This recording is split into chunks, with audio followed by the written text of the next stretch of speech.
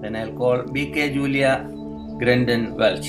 She's the Vice President of the CR NGOs and the CSVGC and NGO representative of the Brahma Kumaris to the United Nations Brahma Kumaris. I have a long time relationship with that organization, more than 35 years.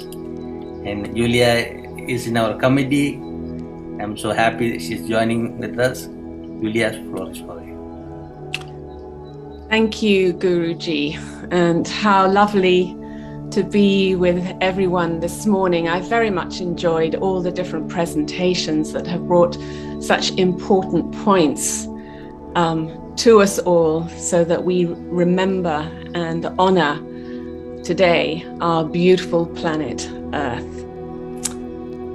So I'm here today to share a few points and to share a little bit about the Brahma Kumaris, who I represent at the UN. Since the very beginning of our affiliation to the United Nations, one of the main focuses of the Brahma Kumaris has been the environment. As we understand the drama of life to be the interaction between the soul, God, and nature. For there to be a world of plenty, peace, and happiness, human souls need to be in harmony with nature. The inner world and the outer worlds are parts of the same wheel of life. For the outer state of the world to be transformed, the inner state of the world must first be transformed. If peace is to be attained, we must start with inner peace. If world stability is needed, we must start by cultivating that inner stability. If corruption is to be eliminated, we must eradicate corruption from our minds and souls, returning to our original nature of peace and non-violence. Presently, our Earth, our home, is being ravaged by the actions of human souls. Our actions, choices, and behaviors are continuing to result in a world that is environmentally strained and exhausted. At the core of our global politics and economy is the attitude that we, human beings, sit at the very center of existence, and all things and beings are peripheral to us. We see nature as something out there that we can dip in or out of at our pleasure. Our limited thinking causes us to see a fragmented world. For example, to see the earth as a storehouse of resources to be mined for the world consumers. We forget that we are also nature, biodiverse, multi-complex organisms that absolutely rely on the diverse nature of our own bodies and the biodiversity of the ecosystems we live amongst.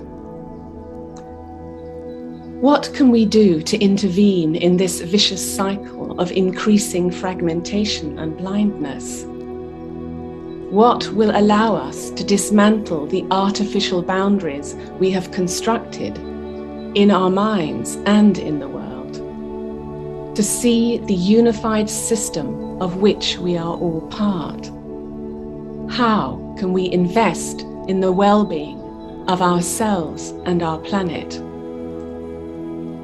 The inner world of thought and the outer world of the physical phenomena are actually not separate worlds or systems. They are part of the same causal continuum. Our outer physical phenomena begin as inside subtle phenomena, impressions, thoughts, and feelings. In this causal continuum, our awareness naturally produces a certain kind of attitude. Our thoughts and feelings emerge naturally from the attitude we hold. Our attitude also causes us to see things in a certain way. Because we see things in a certain way, we take a certain kind of action, in turn creating a certain kind of world. So if we want to change the world we are continually recreating, we need to go upstream of the laws and the treaties and policies designed to police actions, because with those actions we are working at the end of the causal continuum. We need to consider how we can work at the beginning of the continuum to change awareness and subsequently actions. For example, in terms of climate change, when we ask ourselves how to reduce or lessen the effects of human-induced rise in temperature due to the use of fossil fuels, we need to look at the awareness and the attitude we hold, which is governing our behaviors, the behaviors that are leading to this crisis. To really invest in our planet, we need real transformation, and not just a change on surface appearances. If deep transformation in the subtle inner form, or it is rather deep transformation on the subtle inner form that change the outer material form.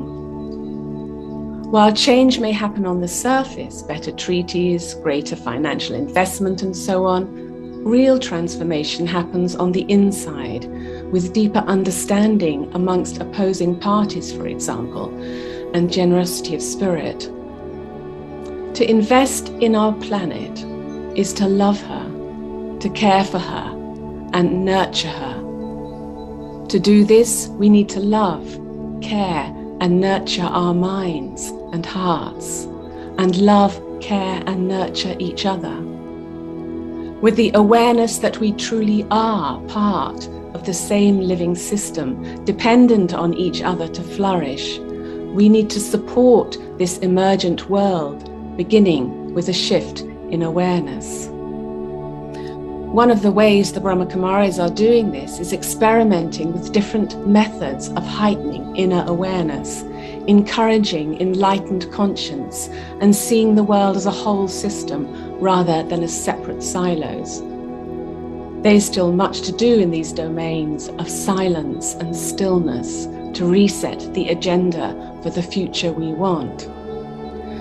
We also have a number of ongoing experiments that work in aligning awareness with action, such as yogic farming, whereby farmers harness the power of concentrated positive thought with organic farming techniques, which bring real social, economic, and environmental change to their communities. Large solar energy installations drawing different agencies together in a collective vision of change, providing green jobs and utilizing the energy of the sun on a massive scale. A 20-year initiative for global meditation on world peace each month, harnessing collective positive thought and goodwill as an expanding population. We embrace a vegetarian diet and simple lifestyle and a commitment to service. This kind of subtle alignment of thought and awareness, expressed as mindful action, is deeply practical, grounded as it is in universal principles that are constantly at work in nature. In engaging with the global stakeholder community around sustainable development and human well-being, and experimenting with these premises about elevated thought and aligning action can be a meaningful investment in our planet and a response to our times. Om Shanti, and thank you very much.